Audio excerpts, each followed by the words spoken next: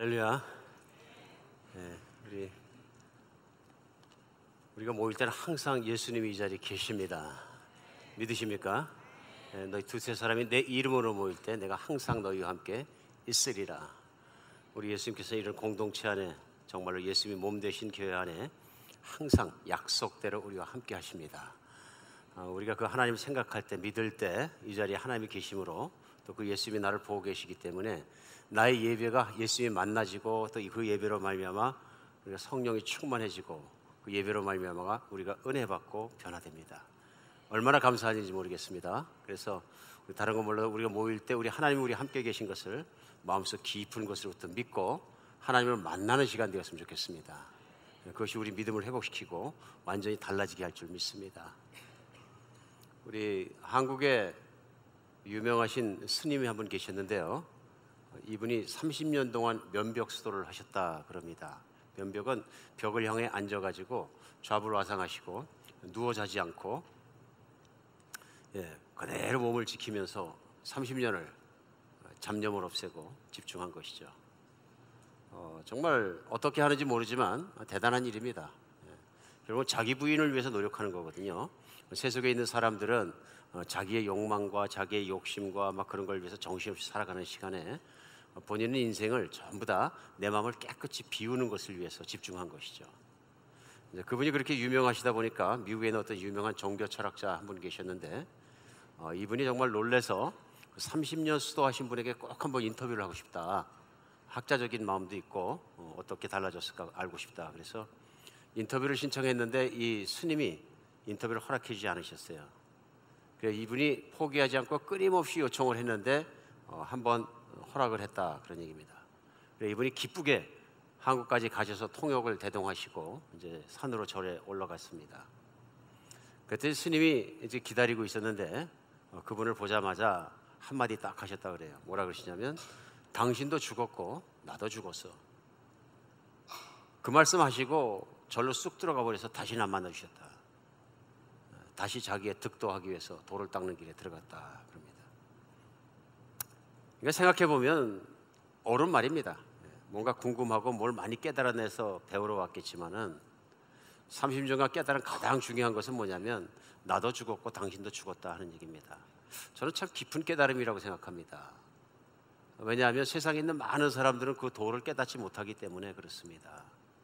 왜 그러느냐 하면, 당신도 죽었고 나도 죽었는데 죽은 사람끼리 만나서 아무리 말을 많이 해보면 무슨 소용이 있느냐, 그런 얘기. 맞습니까? 뭘 인터뷰를 하고 철학을 하고 뭐 얘기를 하고 많은 잡다한 얘기들을 해봤자 소용이 없다, 그런 얘기예요. No use. 어차피 죽은 사람 아니냐, 그런 얘기입니다. 30년 득도를 해서도 얻은 것은 무엇이냐면 내가 죽는다는 것이다. 그런데 보통 세상에 있는 사람보다는 한 단계 훨씬 나은 것이 뭐냐면, 세상에 있는 사람들은 죽는지도 모르고 뛰어다니면서 살다가 죽거든요. 그러니까 죽는지도 모르고 사는지 죽는지 모르고 뛰어다니다가 살다가 그냥 확 갑자기 거꾸로지는 인생보다는 그래도 평생을 그런 욕심을 없애려고 노력했기 때문에 깨닫는 것이다. 뭡니까? 자기 영혼의 문제를 직시하게 되었다는 얘기입니다. 죽는 문제를 직시하게 되었다 하는 얘기입니다. 정말 그런 것 같죠? 우리도 인생을 살다 보면 마치 영원히 사는 것처럼 내가 살아가는 일, 내가 가져야 되는 것들, 내가 성취해야 되는 것들, 이런 것들을 위해서 정말 집착하고 내 인생을 보람있게 살려고 노력합니다만은, 결국은 보면 뭐냐 하면요, 이 세상에 내가 죽기 때문에 죽기 이전에 누리겠다 하는 강박관념이 우리를 끌어가고 있는 모습을 발견할 수 있습니다. 우리는 늘 그래서 사는 문제가 죽는 문제보다 앞서갑니다. 당장 먹고 사는 문제가 중요하고 당장 내가 성취하는 문제가 중요하고 그렇게 인생을 삽니다.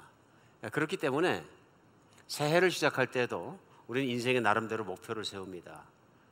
금년엔 이렇게 좀 잘 살아봐야 되겠다. 금년엔 이렇게 해봤으면 좋겠다. 금년엔 이렇게 이것이 이루어지도록 하나님 도와주셔서 이뤘으면 좋겠다 하는 신년도의 나름대로의 희망과 목표와 꿈을 세팅하는 것 같습니다. 근데 이제 신년 들어서 2018년 두 번째 주일 예배를 드리면서 저는 하나님의 말씀 중에서 에베소 2장 1절로 10절 오늘 본문 말씀이 참 좋겠다 하는 생각을 하게 되었습니다. 왜 그러느냐 하면,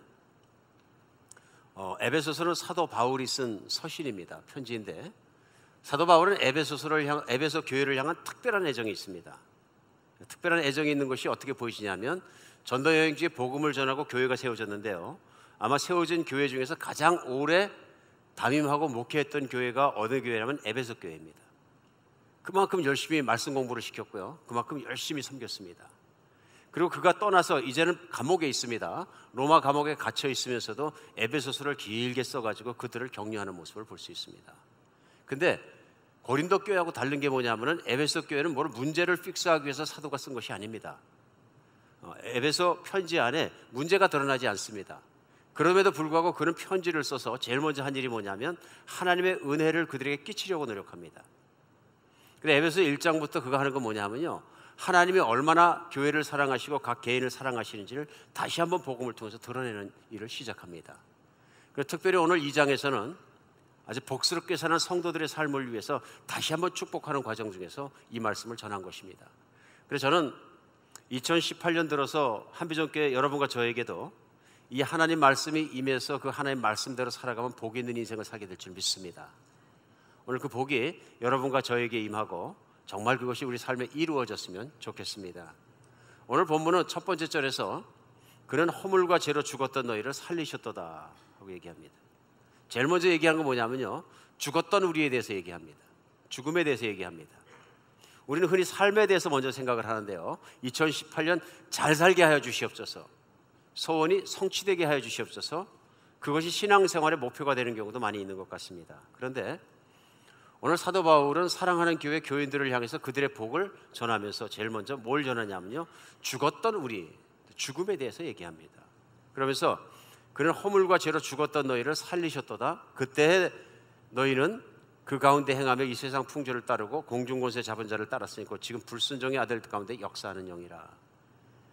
전에는 우리도 다 그 가운데에서 우리 육체의 욕심을 따라 지르며 육체와 마음에 원하는 것을 하여 다른 이들과 같이 본질상 진노의 자녀였다고 얘기합니다. 제일 처음에 들고 나오는 게 뭐냐면요, 예수님을 믿지 않을 때 나의 인생이 어떤 인생이었냐 하는 것을 다시 한번 드러내고 있습니다. 그것이 어떤 인생이냐 하면요, 허물과 죄로 죽었던 인생이었다 얘기합니다. 우리는 알 수 있습니다. 죽은 사람이 어떻게 세상을 살겠습니까? 그러지도 못하죠. 근데 살아있을 때 얘기입니다, 물론. 근데 여기서 말씀하시는 죽었다는 얘기는 뭐냐면 영적으로 죽었다는 얘기입니다. 영적인 가치가 없고 영혼의 가치가 없는 그런 상태로 죽어 있었다 하는 얘기입니다. 그렇죠? 왜 그렇습니까? 예, 우리가 믿음이 없으면 영혼이 없는 인생을 사는 거나 똑같다는 얘기입니다. 영혼이 있다 없다 하는 걸 어떻게 합니까? 예, 삶을 보면 알 수 있습니다. 영혼이 없으면 어떻게 살면 영혼이 없는 동물처럼 살 수밖에 없다 그런 얘기예요. 동물이 추구하는 것이 뭡니까? 내가 배부르고 내가 편안하고 내가 그 모든 것을 동물도 욕망을 통해서 추구한다. 그런데 만약에 사람이 인생에 추구하는 것이 내가 배부르고 내가 편안하고 내가 정말 그런 인생을 추구하고 있다 그러면 사실 다를 게 무엇이 있느냐 그런 얘기입니다. 만약에 그런 삶을 우리가 산다면은 그것은 내 영혼에 문제가 있는 것이다. 그런데 사람은 동물과 다른 것이 뭐냐면 분명히 영혼이 있다는 얘기입니다. 영혼이 있는 존재다. 왜 이런 일이 생깁니까? 예, 우리 창세기에서 하나님 말씀 속에서 하나님이 인간을 만드실 때 육신을 만드시고 그 다음에 하신 일이 뭐냐면 그 하나님의 영을 육신 속에 불어넣어 주셨습니다. 그 얘기 뭐냐면 사람만이 영적인 존재입니다. 영혼이 있는 존재예요. 그래 그 영이 무엇을 하냐면 하나님의 영과 맞닿아서 하나님의 영과 교신하고 있는 것입니다. 교통하고 있는 것입니다. 하나님과 관계를 맺고 있는 것입니다. 영원히 사시는 하나님과 관계를 맺고 있기 때문에 그 영이 살고 죽는 영이 아니라 영원히 사는 영이었다는 것입니다. 그런데 창세기 3장에서 첫 번째 사람 아담과 이브가 하나님의 명을 거부함으로 말미암아서 일어난 현상이 뭐냐면 그 영이 끊어졌다. 하나님과 영이 맞닿았던 영이 끊어졌기 때문에 죽었다 하고 표현하는 것입니다. 육신은 잠시 살아있을 때 죽었다. 그래서 결과가 뭐냐면 죽음이 세상에 들어오고 인간은 태어나서 결국은 육신도 흙으로 돌아가고 죽는다 하는 것입니다. 인간이 흙으로 돌아가서 죽어서 없어지는 건 맞습니까? 예, 맞습니다. 맞습니다. 이건 아무도 부인하지 못합니다. 아무리 건강하고 아무리 씩씩해도 오늘 내가 호흡이 끊어지면 육신은 그대로 차갑게 식습니다. 그러면 어떡합니까? 땅에 묻습니다. 땅에 묻어서 한 100년 지나면 어떻게 됩니까? 흙이 됩니다. 설명하지 않아도 됩니다. 요즘은 뭐 건강상 여러 가지 하이진의 문제로 화장 많이 합니다. 참 허무하기도 하죠. 저도 목회자로서 허무할 때가 장례식 자주 갑니다만은 장례식 인도하고 나면은 가족들 모시고 화장하죠. 예, 그 뜨거운 물에 한 10분, 30분 정도 막 타고 나면은 그냥 진짜 그야말로 문자 그대로 한 주먹에 재가 돼서 언에 딱 녹아지고 전달됩니다. 어떨 때는 엄마 먼저 여인 우리 어린 딸들 데리고 가족이 없어서 제가 산에 들어가서 그 재를 그냥 뿌린 적도 있는데요. 뭐 아이들에게 뭐라고 위로를 해야 될지 모르겠더라고요. 근데 참 허무한 거죠. 존재했던 내 엄마가 재가 되어서 그냥 산속에 뿌리고 없어지니까 얼마나 허무합니까? 그 육신은 죽는 것이 맞다. 그러나 영혼의 문제는 어떻게 할 것이냐 하는 문제입니다. 오늘 본문은 상기시키는 내용이 그것입니다. 예수를 믿기 전에는 너희가 다 허물과 죄로 죽었던 사람들이다. 무엇이 죽었어요? 영혼이 죽었던 사람들이라. 왜 죽었느냐? 그럼 영혼이 죽은 사람이 살아가는 삶의 모습이 어떤 거냐 하면요, 무슨 얘기냐면 세상 풍조를 따르고 공중권세 잡은 자를 따라다녔다 그 얘기합니다. 2절에 나오는 게 그 영혼이 죽은 사람들의 특징이죠. 세상 풍조는 뭐냐면요, 세상은 어떻습니까? 뭐니 해도 많이가 최고다. 뭐니 해도 건강한 게 최고다. 뭐니 해도 잘 즐기는 인생을 산 게 최고다. 그렇죠? 그 예수 믿기 전에 대개 어떤 사람을 제일 부러워합니까? 70, 80년대 지나서 한국에서 부동산 좀 투기하셨는데 집 팔고 집 투자하고 집 팔고 집 투자하다 건물 투자하고 건물 짓고 하다 보니까 한 건물이 2개 되고 10층 이상 되는 건물이 한 20개 가지고 계시다. 빚도 없고 재산이 건물이 20개니까 어마어마한데 가만히만 있어도 죽을 때까지 살고 3대도 먹고 살고도 남는다. 부러우세요? 안 부러우세요? 웃을 수밖에 없는 그렇죠? 되게 이제 그렇습니다. 근데 세상을 살아가는 때는 그걸 부러워합니다.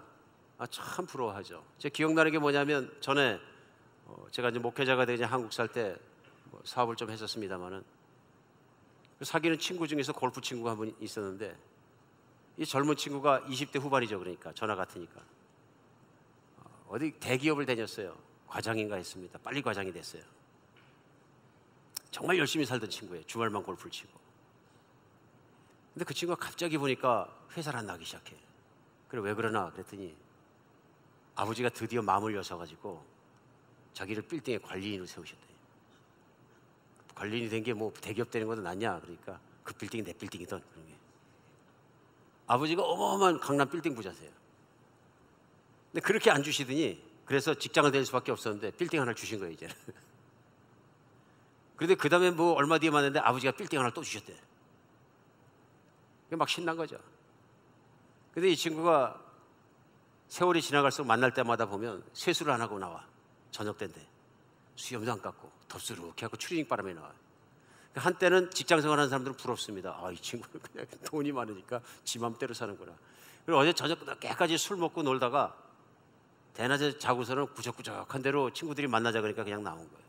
근데 우리가 볼 때는 초췌하거든요. 초췌합니다 인생이. 근데 본인은 맨날 밤에만 움직여. 뭘 하는지 낮에는 자고 밤에는 인조이 하러 다니는 거예요. 음식 먹고 술 마시고 놀러 다니고. 그럼 뭐 가정이 건전합니까? 한 2, 3년 그러더니요 진짜로 저녁에 술 취해서 차 타고 가다가 사고 나서 죽었어요. 얼마나 허무한 인생입니까? 지금 생각하니까 아이고 제가 목사였으면 꼭 붙잡고 복음을 가르치고 바른 인생을 인도할 텐데 그땐 저도 참 세상 사람이라는 걸 몰랐다. 오늘 말씀하신 데 뭐냐면 그때는 세상 풍조를 따랐다. 세상 풍조에서는 그런 사람들이 부러움의 대상이거든요 사실은. 맞습니까? 노력 안 해도 살 수 있고 걱정 안 해도 살 수 있고 얼마든지 즐길 수 있고 하고 싶은 거 다 할 수 있고 그게 세상 풍조 아닙니까? 그런데 오늘 본문은 뭐라 그러시냐면 공중권세 잡은 자를 따랐다 그래. 세상 풍조를 따르는 건 공중권세를 잡은 자. 공중권세는 뭐냐면 눈에 보이지 않지만 세상에는 하나님 외에 악한 영이 있다 하는 얘기입니다. 세상을 휘어잡고 흔들고 있는 악한 영을 따라가며 살다 보면은 찰나주의적이고 물질주의적이고 내 육신만 만족하면 된다는 그러한 풍기 속에 따라가게 하거든 뒤에 조종하는 영이 따로 있다. 그것은 바로 아담과 이브를 설득해서 하나님과의 관계에서 떨어져 영혼을 죽게 만들었던 똑같은 악한 영이 오늘날도 사람들 뒤에서, 세상의 문화 뒤에서 그것을 조정하면서 하나님의 뜻을 따라 살지 못하게 하고 있다 하는 것입니다. 그렇게 살면 3절에는 더 설명해서 어떤 인생을 살게 되냐면 육신의 욕심을 따라 살게 된다. 육체와 마음에 원하는 것을 하여 다른 이들 같이 본질상 하나님의 진노의 자녀가 됐다, 이렇게 표현합니다. 그러니까 인생의 목표가 무엇이 되냐면요, 내 육신의 소원이, 내 육신의 마음에 갖고 싶은 것들이 만족하는 것들, 할 수 있는 것들, 이것을, 내 소원을 이루는 것을 인생의 성공이라고 생각하게 된다. 오늘 이 말씀 같이 놓고서는 혹시 말씀드리고 생각할 때, 아니 그게 뭐 인생에 뭐가 나쁘단 말이냐, 그러면 전부 다 화두에 말씀드린 대로 면벽수도한 스님처럼 산에 들어가서 세상을 꺾고 앉아가지고서 면벽수도 해야 되냐, 그게 보람 있는 인생이냐 생각하실지도 모르겠습니다. 오늘 본문 말씀은 그런 말씀이 아닙니다. 오늘 본문 말씀은 그렇게 살면 종말이 하나님 앞에서 진노의 자녀로 발견된, 자녀가 아니란 얘기 아닙니다. 그렇죠? 자녀란 단어를 쓰고 있습니다. 모든 사람은 다 하나님이 만드셨지만 그 사람 중에는 죽은 사람이 있고 산 사람이 있다는 얘기입니다. 하나님의 기쁨의 대상이 있고 하나님의 분노의 대상이 있다, 그런 얘기입니다. 그래서 3절 말씀은 본질상 진노의 자녀라는 얘기는 하나님의 자녀지만 하나님께서 기뻐하시기에는 도저히 가망성이 없는 사람으로 발견돼서 하나님의 저주를 받을 수밖에 없다 하는 얘기입니다. 어쩌면 예수님 믿기 전에 교회를 나오는 모든 사람들이 그런 길을 걸었다 하는 것입니다. 오늘 사도 바울은 첫 번째 그것을 상기시키고 있습니다. 왜 그렇습니까? 내가 예수님을 믿고 내가 교인이 되고 내가 그리스도인이 되었지만 세상을 살고 하나님을 섬기다 보면 세상의 한복판에서 나도 모르는 사이에 또 세상의 풍조를 따라가고 또 과거의 삶을 쫓아갈 수가 있기 때문에 상기시키는 것입니다. 그리고 오늘 새해를 시작하면서 우리도 깨달아야 되는 첫 번째 은혜는 뭐냐면, 그렇지, 내가 가서는 안 되는 길을 가서는 안 되는 거지 하는 것을 내가 깨닫는 것입니다. 뿐만 아니라 내가 살아온 내 인생의 뒷자락을 뒤돌아보면서 또 내가 오늘 내가 생각하고 내 생각을 뒤돌아보면서 내가 세상 풍조를 따라가지 않나, 내가 내 욕심을 따라 인생의 플랜을 세우는 거 아닌가 한번 뒤돌아봐야 된다. 정처가 되면 우리가 얼마나 많은 계획을 세웁니까? 인생의 목표를 세팅합니까? 물론 목표가 있는 인생은 목표가 하나도 없는 인생보다 훨씬 더 남는 것이 있는 인생을 살 수는 있습니다. 근데 중요한 건 뭐냐면요, 그 목표가 잘못되었을 때 어쩌면 우리 평생에는 목표가 없는 것만도 못할 수도 있습니다. 맞습니까? 오늘은 2018년 1월 두 번째 우리 주일을 맞으면서 하나님 말씀이 우리의 목표를 돌아보고 판단해보고 바른 목표 세팅을 할 수 있는 그 길을 인도해 주시는 말씀이 되었으면 좋겠습니다. 오늘 첫 번째는 과거에 살았던 삶, 내 욕심을 이루는 걸 인생의 목표로 살았던 삶, 그 삶에서는 돌아서야 된다, 그런 얘기입니다. 돌아서야 된다. 오늘 그러면 인생을 무슨 재미로 사노? 그러면 그 다음 말씀을 들으셔야 됩니다. 무슨 말씀이냐면 내 인생엔 새로운 재미가 있다, 그런 얘기입니다. 내가 하나님이 살아계신 것과 하나님을 믿고 예수 그리스도로 말미암아 내가 거듭나게 되면 거듭난 사람, 산 사람에게만 주어지는 하나님이 주시는 새로운 인생이 있다 하는 얘기입니다. 2018년에 인생을 바로 살고 정말 그렇게 살기 위해서는, 보람 있게 살기 위해서는 그 새로운 인생의 삶을 살아야 된다는 것이 두 번째 우리가 깨달아야 되는 본문 말씀입니다. 4절에 뭐라고 말씀하시냐면요, 긍휼이 풍성하신 하나님이 우리를 사랑하신 그 큰 사랑으로 인하여 5절 허물로 죽은 우리를 그리스도와 함께 살리셨다, 이게 무슨 말씀입니까? 욕심을 따라 살던 인생은 내가 영이 죽었기 때문에 그렇게 살았는데요, 어느 날 그것이 하나님 앞에서 내가 죽은 인생이라는 걸 발견하고 과거에 내가 살았던 삶을 돌아서서 하나님을 믿는 믿음의 삶으로 돌아섰습니다. 무슨 뜻입니까? 하나님 앞에 내가 지금 죽으면 죄인일 수밖에 없고 죽을 수밖에 없는 운명을 깨닫고 과거에 내가 하나님과 관계가 잘못 맺어지고 없었고 끊어졌던 관계를 생각하면서 예수님을 내 주님으로 받아들였다는 얘기예요. 그럼 거기 일어난 결과가 뭐냐 하면 오늘 본문은 예수님과 함께 우리를 살리셨다 얘기합니다. 첫 번째 살리신 건 뭐냐면 내가 옛날 지은 죄에 대해서 예수님이 십자가에 나의 죄를 위해서 죽으심으로 말미암아 옛날 죄를 도말해 주셨다, 없애 주셨다, 해결해 주셨다. 거기서 끝나는 게 아니라 예수님이 십자가에 돌아가시고 무덤에 모셨는데 무덤에 모신 예수님이 3일 만에 살아나셨다는 부활이 그 근거입니다. 그러니까 여러분과 제가 새 사람이 되었다, 새 영혼이 되었다, 다시 살아났다, 거듭났다 하는 가장 큰 근거는 뭐냐면요, 예수님이 십자가에 죽으시고 3일 만에 부활하셨다는 것입니다. 그리고 오늘 본문은 5절에 허물로 죽은 우리를 그리스도와 함께 어떻게 했어요? 살리셨고. 뭘 살리셨어요? 내 영혼을 살리신 거예요. 내가 예수님을 믿는 순간에 예수님이 죽음에서 부활하신 것처럼 나도 또한 그리스도와 함께 내 영혼이 살아났다 하는 것입니다. 하나님 앞에 살아났다는 얘기는 뭐냐면 내가 이제 죽어도 죽지 않고 영원히 사는 존재로 존재가 바뀌었다 이런 얘기입니다. 누가 그렇게 하셨어요? 천지를 만드시고 나를 만드시고 모든 걸 지으신 창조자가 그렇게 만드셨고 그렇게 결정하셨다는 얘기입니다. 기가 막힌 얘기죠. 거기서 끝나는 게 아니라 6절에 또 말씀하십니다. 또 함께 일으키사 그리스도 예수 안에서 함께 하늘에 앉히시니 하고 얘기합니다. 앉히시니. 놀랍죠? 그러니까 과거에 우리 내 영혼이 죽었을 때는 죽을 수밖에 없는 존재예요. 그 인생을 계속 뛰어가면 죽는 거예요. 왜? 욕심과 내 욕망을 따라 살았기 때문에. 날씨가 춥습니다. 아마 저도 아틀란타 와서 제일 추운 날씨가 계속되는 것 같아요. 오늘 아침에도 나가보니까 차에 그냥 유리가 다 성에가 하얗게 끼고 문을 팍 여는 순간 코가 쫙 붓는 것 같은 오랜만에 맛보는 그 추위의 그 느낌이 훅 들어왔어요. 참 춥잖아요. 그래요. 얼마 전에 보니까 뉴스에 나왔는데 연못에 있던 그 악어가, 대개 보면 악어 저도 관찰해 보면은 먹이를 잡아먹기 위해서 코하고 눈만 딱 내놓고 있다가 목표물이 나타나면 덥석 가서 보는데 어쩔 때 보면 그러고 몇 시간이고 그냥 있습니다. 기다리는 겁니다. 먹잇감이 오기를. 근데 이 악어가 먹잇감을 기다리다가 너무 추워가지고 호수가 어는데 그냥 입을 내놓고 다 그냥 얼어버려가지고 입만 그냥 이렇게 나와 있고 얼음이 꽉 얼어 꼼짝도 못해요.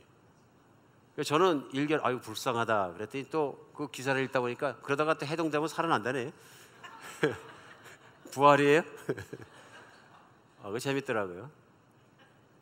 그러나 악어처럼 다 살아나는 건 아니죠. 웬만한 동물들은 다 죽습니다. 오래전입니다마는 나이아가라 폭포 지류에서 큰 얼음 덩어리가 하나 떠내려. 거기에 양이 그만 동사하는 바람에 묻혀가지고 얼음과 함께 죽었어요. 그러니까 양의 육신 일부가 얼음 위에 나와 있고 강물 따라 흘러내려요. 독수리 한 마리가 날다가 쏜살같이 거기에 날라와서 앉았어요. 그런 겨울에 한겨울에 냉동식품 좋은 게 있으니까 시큰 뜯어먹는 겁니다. 배가 부를 때까지 열심히 뜯어먹습니다. 그리고 무슨 일이 생깁니까? 발이 얼어붙어 버렸어요. 요즘 미국도 그렇거든요. 미국도 북쪽에 있는 스테이트에서 요즘 마이너스 디그리에 들어가게 되면 TV 뉴스 앵커가 그걸 일부러 보여주던데 뜨거운 물을 받아갖고 수도에서 받아갖고 나와서 밖에 확 뿌리면 떨어질 때 얼음으로 확 떨어집니다. 아틀란타에서는 그걸 볼 기회가 없어요. 근데 정말 멋있게 꽃구름처럼 팍 떨어져 버리더라고요. 무시무시한 추위죠. 그러니 뭐 독수리 발 하나 물 출렁출렁 하는데 좀 얼어붙는 것 정도의 순식간이죠. 이제 꽉 얼어붙어 버리니까 먹다 보니까 날아가려 그러는데 안 떨어지는 거예요. 몸부림쳐도 안 떨어지고. 곧 위에서 나이아가라 폭포가 오니까 아무리 날아가려도 못 날아가니까 그냥 그대로 곤두박질 쳐가지고 얼음 뒤집히고 밑으로 떨어지고 같이 얼음땡에 죽어버리는. 어떻게 보면 내가 배부른 걸 위해서 살아가다가 세상의 한복판에서 세상을 따라가다가 내가 죽는 모습이 이런 모습 될 수 있다. 평생을 채워도 끝이 없는 내 욕망과 갖고 싶은 것과 이런 걸 채우려고 하다가 쓰러져 죽어버리면 세상을 흘려서 심판의 대상이 되는 하나님의 심판의 대상인 세상과 함께 심판받을 수밖에 없는 그런 존재가 되어진다. 그런 존재가 어떻게 되는 겁니까? 하나님께서 내 존재를 바꾸셨다. 믿음을 갖는다는 게 보통 것이 아니다. 오늘 뭐라 그러세요? 그리스도와 함께 살리셨고 그것만 해도 감사한데 뭐라 그래요? 6절에는 또 함께 일으키사. 나를 일으켜서 어떻게 하셨다는 얘기예요? 예수와 함께 예수 안에서 하늘에 앉히셨다고 얘기합니다. 하늘에 앉히셨다. 기가 막힌 얘기입니다. 여러분이 앉히셨다는 단어를 그냥 우리 지나가면 안 되는 것 같습니다. 세상에서 우리가 제일 추구하고 좋아하는 게 뭡니까? 높은 자리. 회사도 들어가면 낮은 자리가 있고 높은 자리가 있습니다. 있습니까? 예, 급사나 가난한 자리가 있고요. 회장님 자리가 따로 있습니다. 따로 있습니까? 근데 인생이 차이가 납니까? 어마어마하게 차이가 납니다. 그러니까 결국 인생을 살다 보면 뭘 생각하는 거예요? 자리를 생각합니다. 어떤 자리에 앉았느냐. 제가 늘 생각이 나면서 가끔 한 번씩 실수를 짓는 얘기가 있습니다. 예, 전에 예수님 잘 모를 때 20대 사업을 하다가 어떻게 실수해서 성공한 적이 있었습니다. 회사가 여의도 하이라이즈 빌딩에 제 오피스가 높은 곳에 있었는데, 물론 그때는 사장이었으니까 제일 좋은 자리를 줬겠죠. 높은 곳에 여의도가 내려다보니 코너에 유리만 있는데 좋은 자리를 줬습니다. 사무실 크게 만들어서 성공하니까 좋긴 좋더라고요. 소파도 뭐 이태리 가죽 소파 이런 거 회의할 때 쓰는 갖다 놓고, 앞에 비서실 있고 비서들 앉아 있고. 저희 아들이 엄마와 함께 쇼핑 나왔다가 4살인가 5살 때 처음으로 저희 회사를 오게 됐어요. 근처에 쇼핑 왔다가. 아들이 이제 회사 왔겠죠. 정문을 들어서고 뭐 다 통해서 직원들이 있고 뭐 쭉 통해 왔는데 보니까 아빠 방에 들어온 거예요. 그래 보니까 아빠가 거기 책상에 앉아 있는데 쫓아왔어요. 우리 아들 귀여워서 안아줬더니 말했더니 우리 아들이 첫 번째 한 말이 그거예요. 아빠가 제일 빨리 뛰어와서 여기 딱 앉아버렸어. 아빠 달리기 잘해 그러는 거예요. 정말 애다운 얘기거든요. 근데 진훈이도 보면서 올라오면서 보니까 직원들 자리는 조그만 것 같은데 아빠 방에 들어오니까 소파도 크고 뭐 유리도 있고 굉장히 좋아 보이니까 우리 아빠 달리기를 잘하는구나. 자리, 세상에서 굉장히 중요한 거죠. 자리. 근데 오늘 본문은 뭐라 그러냐면요, 하늘에 앉히셨다. 이렇게. 하늘에 앉히셨다. 사랑하는 여러분, 기가 막힌 얘기입니다. 그룹회사 회장님이 내가 회사 다니는데 아우 당신은 말단 사원 할 사람이 아니고 내가 보니까 이 정도는 해야 돼. 그래갖고서는 예를 들어 부사장 자리만 앉혀도 그 다음부터 출근하면 자리가 달라지는데 맞습니까? 얼마나 달라집니까? 그러니까 우리 마음속에 그걸 추구하는 게 그런 것 아닙니까? 근데 예수님을 믿는다는 게 뭐냐면은 그런 자리에 하나님께서 하늘에 내 자리가 있어 앉혀졌다. 구체적으로 어떤 자리인지 아십니까? 예, 요한계시록 3장 21절에 보면요, 예수님이 교인들에게 이렇게 약속하십니다. 이기는 그에게는 내가 내 보좌에 함께 앉게 하여 주기를 내가 이기고 아버지 보좌에 함께 앉은 것 같이 하리라. 어디 앉는다고요? 예수님이 이 땅에 오셔서 죽음을 승리하시고 아버지께 순종하로 말미암아 아버지께서 부활시키시고 이제 승천에 오르사 하나님 아버지의 보좌 오른편에 앉아 있는 것처럼 나도 그를 내 옆에 앉게 하겠다. 아버지가 나를 그와 함께 앉히신 것처럼 나도 너희를 나와 함께 앉게 하겠다. 그게 하늘에 내가 앉는 자리입니다. 믿으십니까? 성경은 구체적으로 왕노릇하리라. 내가 그 나라의 왕이고 모든 것의 왕인 것만큼 너도 나를 믿고 나의 말을 지키고 끝까지 따라오면 너도 왕노릇하리라 말씀하십니다. 놀랍습니까? 정말 놀라운 것입니다. 그런데 여러분, 우리가 정말로 신앙생활 하면서도 내가 성도가 되었다는 것, 세인트가 되었다는 것, 하나님의 자녀가 되었다는 것, 그리스도인이 되었다는 것, 교인이 되었다는 것 얼마나 하찮게 여기는 경우가 많습니까? 저는 마음에 지금까지도 잊지 않고 가슴이 아픈 것이 하나 있습니다. 어떤 분들은 교회에서 장로만 높은 자리인 줄 알아요. 그래서 어쩔 때는 목자님으로 열심히 서는 게 얼마나 좋습니까? 교회 연륜도 있고. 그러면 갑자기 말씀하실 수 있어요. 아이 개나 소나 다 하는 목자는 누가 해? 장로나 시키면 몰라도. 개나 소나 다 하는 자리가 아니거든요. 기가 막힌 자리거든요. 하나님이 정말 이뻐하시는 자리거든요. 뭐 집사는 아무렇게나 생각하는 거예요. 개나 소나 다 하는 집사 뭐 1년이면 막 갖다 안수해주는 건 누가 그래? 나는 뭐 그런 거 안 해. 좀 좋은 거 하고 싶다는 얘기죠. 인정받는 거, 레코그나이즈 되는 거, 좀 귀한 자리, 아무나 못하는 거. 이게 사람의 욕망이거든요. 이거 없어져야 됩니다. 그렇죠? 어쩔 때는 우리가 잘못 생각하면 교회 그 자체를 세상과 같이 세상 풍조를 따라 볼 수 있다 그런 얘기. 정말 불쌍한 인생을 살게 되는 거죠. 그래서 내가 신앙의 모양은 있으나 정말로 하나님의 복을 누리지 못하는 거죠. 복은 언제 누립니까? 내가 하나님 자녀가 된 것이 얼마나 영광스럽고 큰 변화가 내 안에 일어난 것인지를 믿을 때 일어납니다. 내가 하나님 예수 그리스도의 옆자리에 앉을 수 있다는 놀라운 사실은 약속을 내가 믿고 믿음으로 받아들였다면 세상에서 이것을 누릴 수 있다 그런 거예요. 누릴 수 있다. 그리고 예수님 뭐라 그러시냐면 이번 특별 새벽기도 때 기축이 되는 말씀이었습니다. 그렇죠? 요한복음 10장 10절 말씀이에요. 내가 온 것은 양으로 생명을 얻게 하고 더 풍성히 얻게 하고자 함이라. 내가 온 것은 내 양이 영원한 생명을 누리게 하고자 함이라 해도 말이 됩니다. 고마운 일, 감사한 일입니다. 그런데 더 풍성히 누리게 하고자 함이라.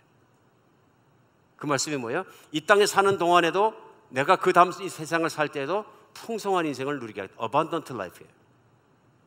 그리고 어떤 분들이 이걸 해석해서 예수님의 이 말씀은 이 땅에 사는 동안 부자로 살게 하신다는 거야.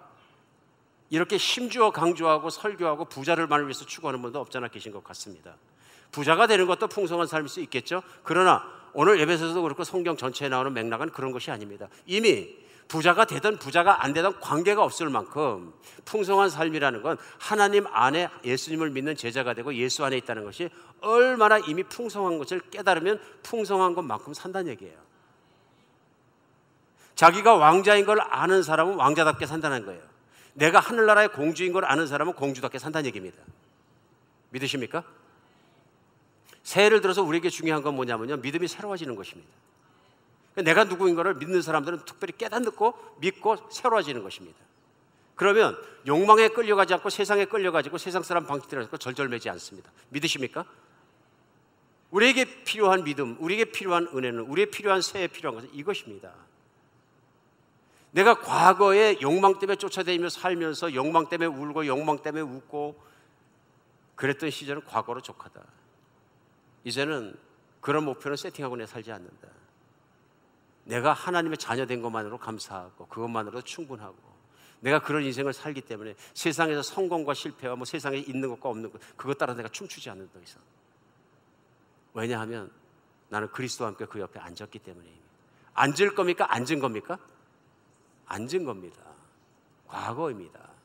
내가 이미 예수를 믿었으면 나는 이미 나의 이름과 나의 모든 것은 예수님 옆에 그 존재에 난 이미 기억되고 기록되고 없어지지 않는 것입니다. 얼마나 놀랐습니까? 얼마나 놀랐습니까? 그 아마 인생은 잘 사는 것도 중요하지만 잘 죽는 게 얼마나, 잘 끝나는 게 얼마나 중요합니까? 보통 우리는 그래서 살아가면서 항상 사는 것, 생을 먼저 생각하거든요. 아무리 신앙이 좋고 아무리 뭐 죽은 다음에 좋아도 내가 사는 게 먼저 아니냐 그럽니다. 그러니까 항상 생사의 기로 생사의 문제 모든 게 생하면 생이 먼저예요. 사는 그 뒤에. 왜 그렇습니까? 순서가 그렇다고 생각하는 거예요. 아닙니다. 과거에 내가 죽어야, 내가 신앙인이 되어야 진짜 인생을 살 수 있습니다. 사가 먼저입니다. 오늘 본문은 허물과 죄로 죽었던 나에 대해서 먼저 말씀하십니다. 그 다음에 뭐예요? 예수 그리스도에서 살아난 나. 그 나는 어떻게 사냐면 더 이상 죽음을 두려워하지 않습니다. 왜? 내가 그리스도 안에 있고 주님은 이미 부활해서 보좌에 앉아 계시기 때문에. 예전 분이십니다만 코미디언 중에서 김경태 씨라는 코미디계의 그 대부격이라는 분이 계십니다. 이분이 병환 때문에 좀 일찍 돌아가셨는데요. 이분 돌아가실 때 장로님이셨는데 추도 예배를 드리고 그 부인 되시는 분이 이제 모든 걸 나눠주셔가지고 그 후배들이나 주변에 있는 사람들께 자자하게 오랫동안 남아있는 얘기가 있습니다. 이것이 뭐냐면 이분이 고생도 많이 하셨지만 신앙으로 늘 극복하시고 훌륭한 인생을 사셨다고 얘기하면서 특별히 당신의 장례식을 미리 다 준비했다. 당신의 장례식을. 그래서 하나님은 나를 최상의 길로 늘 인도해 주셨기 때문에 내게 남아있는 건 감사밖에 없고 내 장례식은 감사의 예배, 기쁨의 예배가 되게 해달라. 그래가지고 장례식을 순서를 짜시면서 어느 목사님이 설교하시고 누가 무엇을 하고 절대 상복은 입지 말고 뭐 이렇게 저렇게 하라고 다 짜주셨어요. 이분이 연예인이셨기 때문에 옷이 많았던 모양이에요. 내가 갈 때는 옷을 입히는데 저 떨어지는 흔 옷 중에서 그거 하나 입혀달라. 뭐 입어보지 않은 협찬하는 옷들도 많이 있었는데 그 옷은 말씀하시지 않더래요. 어떡하냐 그랬더니 옷 남은 건 다 나눠줘라 죽기 전에. 그래서 옆에 계시던 부인이 얘기했나 봐요. 좋은 옷 입고 가지 왜 기왕 가는 걸 그렇게 떨어진 옷 입고 가냐 그랬더니 아니 좋은 거는 산 사람들 나눠주고 난 천국 가면 되니까 옷을 입혀달라. 그러니까 부인이 코미디언이시니까 농담 삼아 웃으면서 얘기했대요. 그러려고 해서 그것까지 벗어주고 그냥 가시지.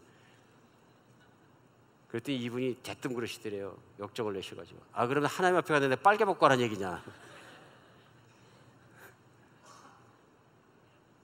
너무 편찮을 때 존경하는 목사님 부르고 가족들 다 불러서 아셨던 모양이에요. 자녀들 하나하나 다 블레싱 하시고 목사님 찬양하고 축복하는 가운데 손 들고 하나님께 영광 하더니 그냥 숨이 거두셨다.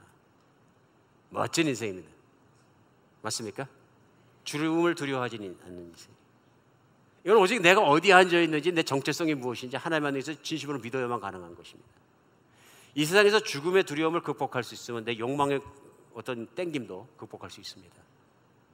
사람은 죽음에 대한 두려움이 말하지 않지만 뒤에 있기 때문에 죽기 전에 빨리 벌어야 되고 빨리 즐겨야 되고 빨리 써야 되고 빨리 가봐야 되고 빨리 해봐야 되고 이것이 항상 있는 것입니다. 항상 있는 것이죠.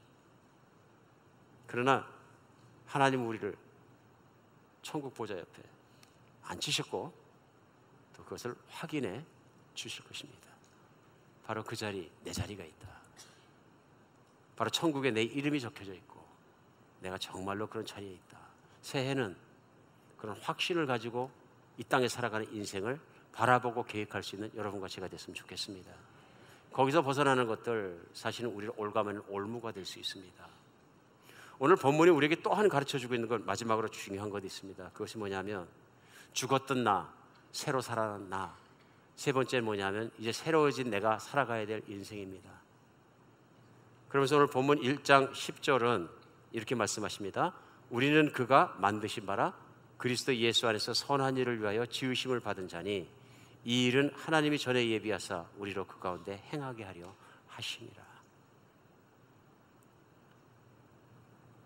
하나님이 나를 거듭나게 하시고 하나님의 자녀가 되게 하시고 보좌 옆에 앉으신 약속을 주시고 실제 그렇게 하시고 내 이름을 기억하시고 하신 이유는 우리가 이 땅에 사는 기간 동안에 우리로 예수님 안에서 선한 일을 하게 하셨다. 왜냐하면 세상을 선하게 사는 것이 하나님의 뜻입니다. 하나님의 진짜 자녀들은 선합니다. 첫 번째가 하나님은 좋으신 분이십니다. God is good.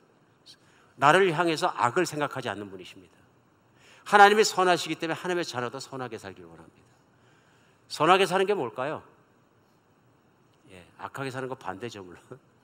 그러면 내가 살면서 열심히 일해서 근면하게 살고 돈 많이 벌어가지고 자식들 투자하고 잘 먹고 잘 살다가 주님께 갔다. 선할까요? 악할까요? 중간쯤 되는 것 같습니까? 너무 어려운 질문한 것 같습니까? 성경은 뭐라 할까요? 성경은 악하다 얘기합니다. 왜 그럴까요? 선한 사람은 그렇게 안 산다는 얘기입니다.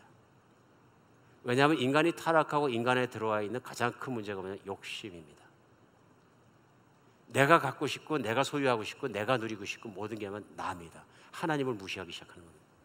그것이 그렇게 만듭니다. 그런데 하나님은 선하십니다. 어떻게 합니까? 하나님은 늘 대가를 바라지 않고 주십니다. 하나님은 받는 거 생각지 않으시면 늘 주시는 분이십니다.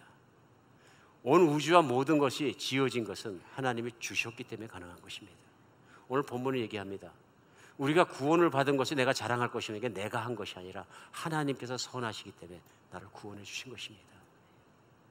그럼 내가 하나님의 선하심으로 말미암아 구원을 받고 그 높은 자리에 앉았으면 세상을 살아가면서 내 욕심만 챙길 것이냐 하는 것입니다. 이제는 하나님의 선하신 것처럼 이웃을 베풀고 사랑을 베풀고 남을 위해서 살아가고 남을 배려하고 살아가고 그렇게 살았을 때 그 인생을 다 살고 마감하면 우리는 얘기합니다. 주변에 그분 선하신 분이야. 그분 보면 예수님 같아. 착한 분이야. 맞습니까? 우리 인생의 프렌드, 우리 인생의 목표도 그런 선함을 바탕으로 세팅돼야 합니다. 우리 예수님을 믿으면 물론 우리 지위가 달라지고 앉은 자리가 다 달라지는데요. 특별히 우리 안에 실제적으로 달라지는 것들이 있습니다. 그게 뭔지 아십니까? 생각이 달라집니다. 인생이 달라지고 마음이 달라지고요. 가치관이 달라지고요. 사생관이 달라집니다. 특별히 가치관이 달라집니다. 오늘 본문에 나오는데 과거에는 내가 출세하는 건, 내가 갖는 건, 내가 움켜쥐는 건, 내가 올라가는 건 내 자리가 중요했는데 세상에서 그게 없어서 달라져요. 여러분 한번 내가 어떤 가치관으로 사는가 하는 것은 쉽게 나 자신에게 물어보면 압니다. 이렇게 물어봅시다. 나는 이 순간 내가 가장 갖고 싶은 것이 무엇인가? 내가 놓칠까 봐 가장 두려워하는 것이 무엇인가? 내가 꼭 지키고 싶은 것이 무엇인가? 답변이 있습니까? 우리 각자의 마음속에 탁 떠오르는 답변이 있을 줄 믿습니다. 무엇을 놓치면 두려워하십니까? 무엇을 쥐고 싶어 하십니까? 예수님을 믿으면 그 자리가 답변이 예수님 이렇게 됩니다. 그렇죠? 예수님은 내가 붙잡고 싶고 놓치고 싶지 않고 절대로 잃어버리고 싶지 않고 그분만 있으면 된다는 마음이 꽉 들어오면, 그러면 내 가치관이 예수님으로 바뀐 것입니다. 다 바뀐 겁니다. 이제는. 그럼 모든 것이 바뀝니다. 그런데 좀 아까 드린 질문 앞에 난 그래도 건강이 제일 중요한 것 같아. 난 돈, 내가 제일 두려울 것 같은데 자식, 다른 얘기가 됩니다. 이제부터는. 맞습니까? 그래서 내가 마음을 다해, 뜻을 다해, 힘을 다해, 내 인생을 다해 하나님을 사랑하고 하나님을 바라보고 하나님을 사랑하고 하나님을 놓치지 않고 쫓아갈 수 있는 마음이 있으면 나의 모든 가치, 나의 사생관까지도 하나님을 향해서 집중돼 버린 것입니다. 믿음이라는 것은 그 진리를 붙잡고 그렇게 바뀌었을 때 우리 인생이 바뀐다는 걸 얘기하는 것입니다. 그러면 나의 모든 가치, 최고의 가치가 예수님이라면 그 다음에 뭐가 중요할까요? 네, 간단하죠? 예수님이 최고의 가치는 무엇일까? 뭐라고 생각하십니까? 나의 가치가 예수님이 됐어요? 내 신앙인이 됐다는 얘기죠. 그럼 예수님의 최고의 가치는 무엇일까요? 성경에 말씀하신 예수님이 최고로 놓치고 싶지 않고 추구하고 목숨을 거는 가치는 사람입니다. 정말 이상하게도 사람입니다. 사람을 그렇게 사랑하신다고 얘기하십니다. 우리가 잘 아는 요한복음 3장 16절, 하나님이 세상을 이처럼 사랑하사 독생자를 주셨으니 이는 저를 믿는 자마다 영생을 얻게 하고자 합니다. 예수님의 생명과 뭐와 바꿨다고요? 세상과 바꿨는데 세상에 있는 세상의 물건이 아니라 세상에 있는 사람들이요. 어떤 사람들이요? 죄인들이요. 하나님을 거역하는 사람들이요. 하나님의 미움 덩어리들이요. 이런 미움 덩어리 사람을 하나님 반역하는 이 사람들을 사랑하셔서 예수님을 내어주셨다 그래요. 사람을 얼마나 사랑하시는 거예요? 그 사랑이 나를 구원해 주신 거예요. 그 사랑이 비천했던 나를, 심판받아야 될 나를 보좌 옆에 앉게 해주신 거예요.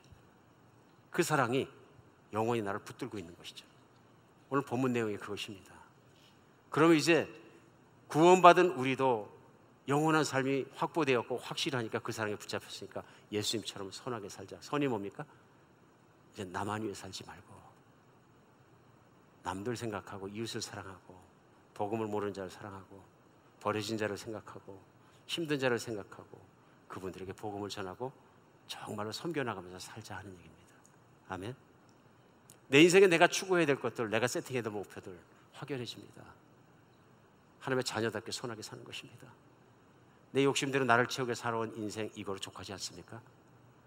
이제 돌이켜 선한 목표와 선한 소원들이 생기는 여러분과 제가 됐으면 좋겠습니다.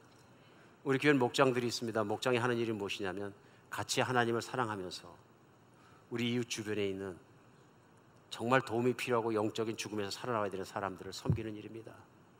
함께 섬기고 그 영혼들을 찾아가고 또 그 영혼들을 좀 하나님께 인도하는 일들입니다.